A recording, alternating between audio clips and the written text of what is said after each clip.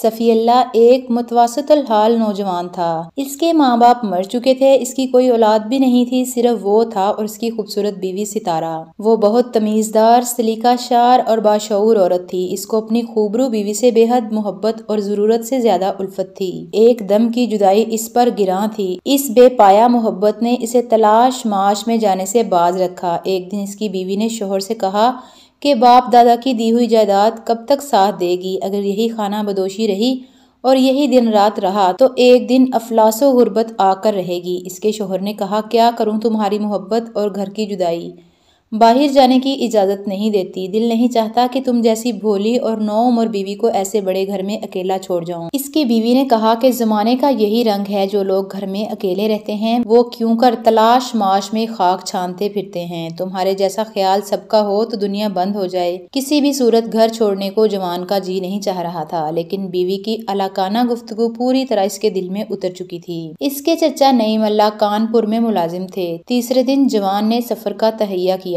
دوست آشنا سے رخصت ہو لیا اور ایک دن جمعرات کو پیاری بیوی کو روتا ہوا اسٹیشن پہنچا۔ پھر نہیں معلوم کہ خانپور گیا یا کیا ہوا۔ پھر ایک سال ستارہ شوہر کی جدائی میں جلتی رہی۔ اتنے عرصے میں اس نے بڑے صبر و تحمل سے کام لیا، لیکن کب تک؟ عورت جوان تھی اور نفس امارہ تعاقب میں۔ ایک روز نماز عشاء پڑھ کر سوئی تھی کہ حضرت ابلیس اپنے قاعدے کے مطابق تشریف لائے۔ بہکانے میں تو آپ کو کمال حاصل ہے۔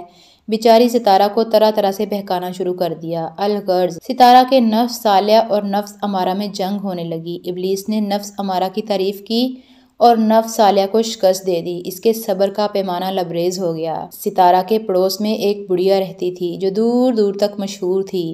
اسی وقت ستارہ نے اپنی ایک ہمراز خادمہ کو بھیج کر بڑھیا کو بلوایا اور خلوت میں لے جا کر دیر تک اس سے کچھ سرگوشی کرتی رہی۔ بڑھیا تو بلانے سے ہی سمجھ گئی کہ میں کس مقصد کے لیے بلائی گئی ہوں، کیونکہ اس کا پیشہ ہی یہ تھا۔ ستارہ نے پردہ حیا اٹھا کر اپنی خواہش بیان کی اور ساتھ یہ بھی کہا کہ جوان قوی و متحمل ہوں، عالی ظرف ہوں، تاکہ میرے راز کو دوسروں پر افشا نہ کرے۔ بڑھیا نے سر سے پاؤں تک ستارہ کی بلائیں لیں، ستارہ کو دعائیں دیں اور وعدہ کر کے رخصت ہوئی۔ چلتے ہی چلتے بڑھیا نے راستے میں ایک نوجوان کو تجویز کر لیا اور سیدھے دروازے پر پہنچ کر دستک دی اور منتظر کھڑی رہی۔ تھوڑی دیر بعد ایک نوجوان دروازہ کھول کر باہر آیا۔ پوچھا، بڑھیا کون ہو؟ بڑھیا نے کہا، میں ہوں آپ کی لونڈی۔ جوان نے بڑھیا کی صورت دیکھی اور کہا، آخر تو ہے کون؟ میں نہیں پہچانتا۔ بڑھیا نے کہا، صاحبزادے ذرا اندر چلیے، تنہائی میں عرض کروں گی۔ جوان بڑھیا کو لے کر اندر آ گیا۔ بڑھیا نے نوجوان کو تنہا پا کر پہلے تو جیسے پیشہ وروں کا طریقہ ہوتا ہے ایک طویل تمہید بیان کی۔ تمہید کے بعد ستارہ کے حسن و جمال کی بے حد ستائش کی۔ جب دیکھا کہ جوان پر اس کے جادو نے اثر کر لیا ہے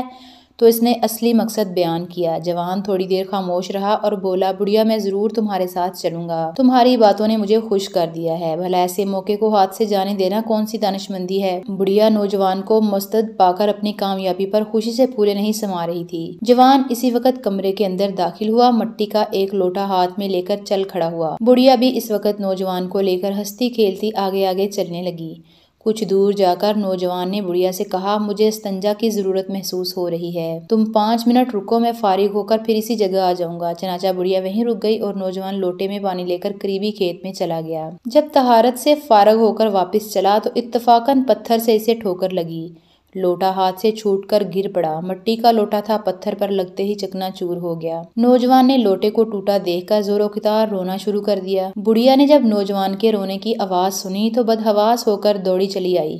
نزدیک آ کر رونے کا سبب پوچھا۔ نوجوان نے کہا، میرا لوٹا ٹوٹ گیا ہے۔ یہ سن کر بڑھیا قہقہ لگا کر ہنسی اور کہا کہ میاں یہ رونے کی کون سی بات ہے؟ مٹی کا لوٹا تھا، اگر ٹوٹ گیا تو ایسا کون سا بڑا طوفان آ گیا؟ تم میری خاتون کی خدمت میں چلو، اس سے عمدہ لوٹے جس قدر چاہو گے دلوا دوں گی۔ جوان غضبناک ہو کر بولا، اے احمق بڑھیا، میں نقصان کا خیال کر کے روتا ہوں۔ بڑھیا نے کہا کہ اگر ایسا نہیں تو پھر کیا بات ہے؟ جوان نے ایک زوردار چیخ ماری اور کہا کہ یہ لوٹا 12 سال سے میرا ہمراز تھا، آج تک اس لوٹے کے سوا کسی ذی روح اور غیر ذی روح نے میرے ستر کو نہیں دیکھا، ورنہ یہ تو میں بھی جانتا ہوں کہ بازار سے اچھا لوٹا مل سکتا ہے، مگر افسوس یہ رونا اس امر کا ہے کہ 12 سال بعد آج دوسرا لوٹا میرے ستر کو دیکھے گا۔ اتنا کہہ کر نوجوان نے پہلے سے زیادہ رونا شروع کر دیا اور اتنا رویا کہ اس پر غشی طاری ہو گئی۔ اب بڑھیا کبھی نوجوان کی صورت دیکھتی اور کبھی اپنی ناکامی پر نظر کر کے غمگین ہوتی۔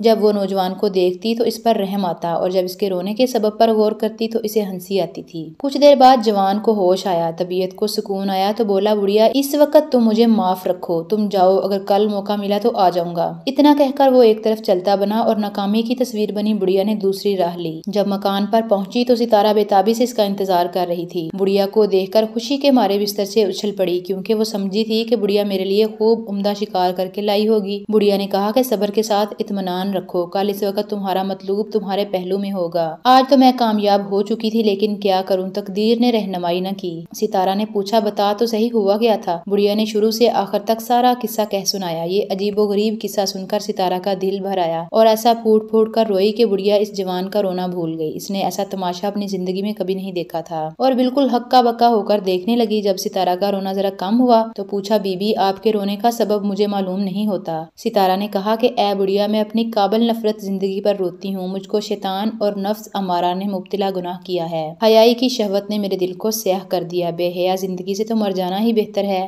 افسوس، نوجوان نے مٹی کے لوٹے کو اپنا ستر دکھانا پسند نہیں کیا اور میں غیر مرد کو اپنا ستر خوشی خوشی دکھانے پر راضی ہو گئی۔ خاوند کا خیال بھی نہیں آیا اور اس کی سالے سال محبت کو بھی میں بھول گئی۔ بڑھیا ستارہ کی باتیں سن کر دم بخود رہ گئی۔ اس پر اثر تقدیر نے اسے ایسا مدہوش کر دیا کہ اسی وقت بڑھیا نے ستارہ کے ہاتھ پر توبہ کر لی۔ بڑھیا پاک و صاف ہو کر نصوحی توبہ کر کے گھر کو روانہ ہو گئی اور رات بھر دربار الہی میں گڑ گڑا کر دعا و التجا کرتی رہی۔ ایک ہفتہ کے بعد بڑھیا کے توبہ طائب ہونے کی خیر پورے شہر میں پھیل گئی۔ اللہ تبارک تعالیٰ کو بھی ان دونوں پر رحم آ گیا۔ اس واقعہ کے پورے 1 مہینے بعد ستارہ کا شوہر کچھ مال و دولت کے ساتھ سفر سے واپس آیا اور پاک باز میاں بیوی ہنسی خوشی زندگی بسر کرنے لگے۔